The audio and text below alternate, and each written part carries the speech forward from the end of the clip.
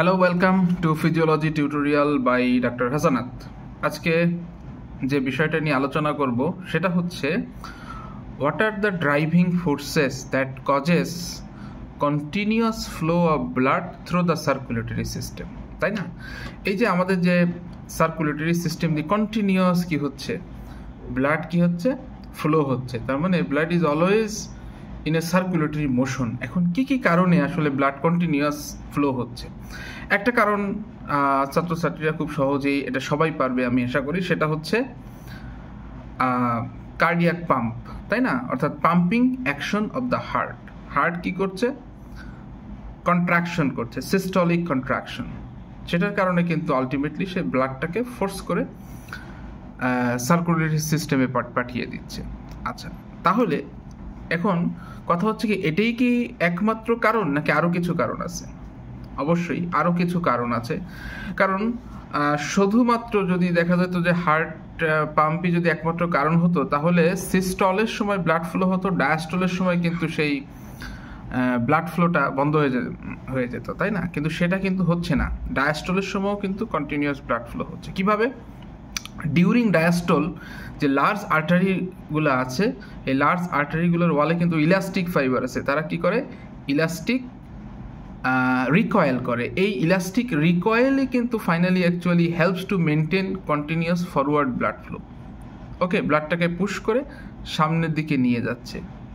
তাহলে দেখা যাচ্ছে হার্ট ডায়াস্টলে থাকলেও কিন্তু দেখা যাচ্ছে ব্লাডটা ফরওয়ার্ড মুভমেন্ট হচ্ছে, তাই না? আরেকটা কথা, ফ্যাক্টর কি, আরও একটা গুরুত্বপূর্ণ ফ্যাক্টর, সেটা হচ্ছে আমাদের যে সার্কুলেটরি ট্রিট, এটার বিভিন্ন লেভেলে কিন্তু প্রেশার সেম না, প্রেশারের তারতম্য আছে, ডিফারেন্স আছে, যেটাকে আমরা প্রেশার গ্রেডিয়েন্ট বলি, তাই না? যদি মোটা দাগে বলি, আমরা যদি দেখি আর্টারি, যেমন অ্যাওর্টা, আর্টারিস, এটা হাই প্রেশার সিস্টেম, তাই না? আবার আপনি যদি ভেইনে যান এবং রাইট এট্রিয়ামের জন্য, সেখানে প্রেশার আস্তে আস্তে কমতেছে। তাহলে এই যে আর্টেরিওভেনাস প্রেশার গ্রেডিয়েন্ট, এই গ্রেডিয়েন্টের কারণে কিন্তু আলটিমেটলি ব্লাডটা কি হচ্ছে, হায়ার প্রেশার থেকে লোয়ার প্রেশারের দিকে ফ্লো হচ্ছে। ঠিক আছে? আচ্ছা, এছাড়া আর দুটো অক্সিলারি যে ফোর্স আছে সেটা বলতে পারি, যেমন ধরেন রেসপিরেটরি পাম্প, অর্থাৎ ডিউরিং ইন্সপিরেশন আমাদের চেস্ট কি হয়, এক্সপ্যানশন হয়, তখন কিন্তু ইন্ট্রাথোরাসিক প্রেশারটা কমে যায়। আবার যেহেতু ডায়াফ্রাম নিচের দিকে চলে যাচ্ছে, এটা ইন্ট্রা অ্যাবডোমিনাল প্রেশারকে বাড়িয়ে দেয়, যে কারণে তখন কি হয়, ব্লাডটা ভেনাস রিটার্নে হেল্প হয়, তাই না? নিচের থেকে উপরের দিকে আসে, যেটাকে আমরা বলি এটা ভেনাস রিটার্নে হেল্প করছে এই রেসপিরেটরি পাম্প।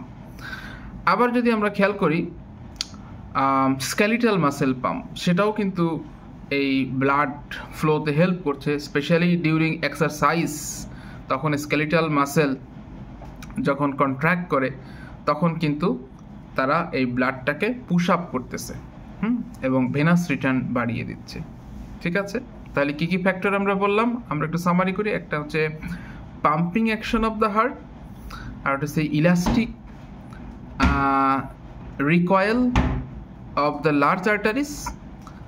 দেন আমরা আরেকটা ফ্যাক্টরস হচ্ছে প্রেশার গ্রেডিয়েন্ট। ওকে, আর দুটো অক্সিলারি ফোর্স, যেমন আমরা একটা হচ্ছে রেসপিরেটরি পাম্পের কথা বলতে পারি, আর একটা বলতে পারি হচ্ছে স্কেলিটাল মাসেল পাম্প। ধন্যবাদ সবাইকে। ভিডিওটা ভালো লাগলে লাইক কমেন্ট করতে হবে এবং পরিচিত জনদের কাছে এটা শেয়ার করতে হবে, যারা first year second year student আছে। তাহলে আমি কিছুটা এনকারেজ ফিল করব, আমি আরও এরকম ছোট ছোট টপিক নিয়ে আরও বেশি ভিডিও দিতে পারবো। তো ধন্যবাদ সবাইকে।